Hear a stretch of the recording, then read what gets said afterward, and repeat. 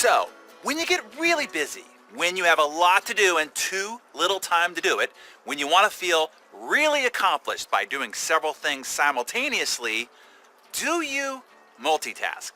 Can you multitask? Are you good at multitasking? Well, let's find out once and for all. You ready? You sure? I want you to focus now and take this test.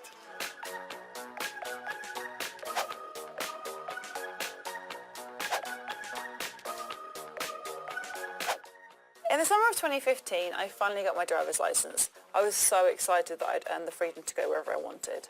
My mum congratulated me on the hard work and surprised me with my favourite ice cream cake. As I took my first bite of the chocolate crunches, my mum told me that any time I wanted to borrow her minivan, all I had to do was fill out a 5-page request form that had over 30 questions on it. I'm so glad my mum treats me like an adult now.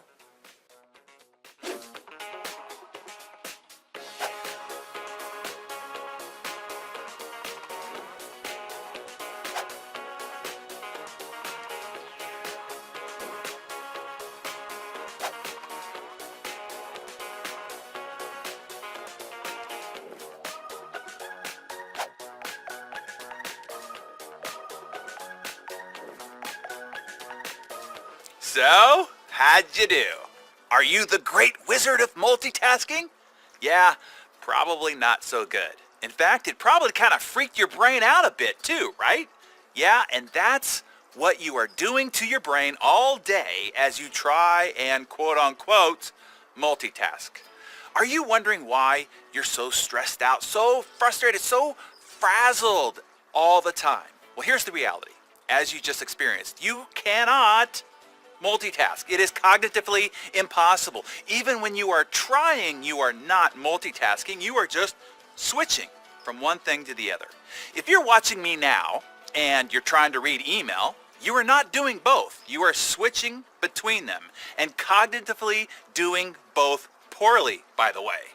When you are switching, your IQ goes down by 10 points. Now, let me give you some perspective on that. When you are stoned, in other words, in a mental drug stupor, your IQ goes down by 5.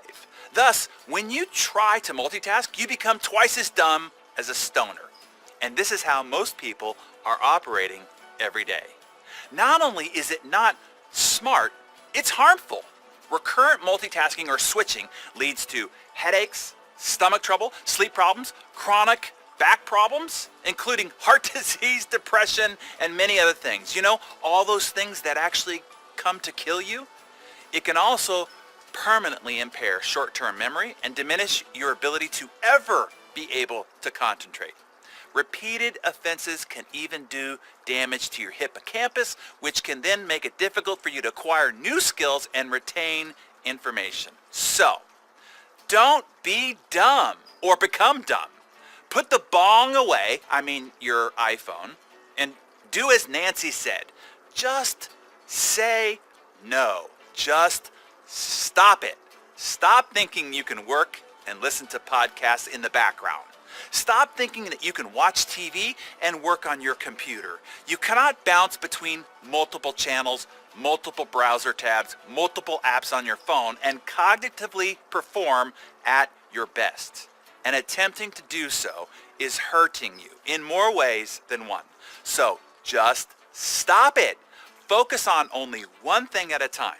Hey, you can only do one thing at a time anyway. You might as well do it well. When you choose to focus on only one thing at a time, you will produce more, higher quality work and do it stress-free. And who knows, maybe even your glaucoma will go away.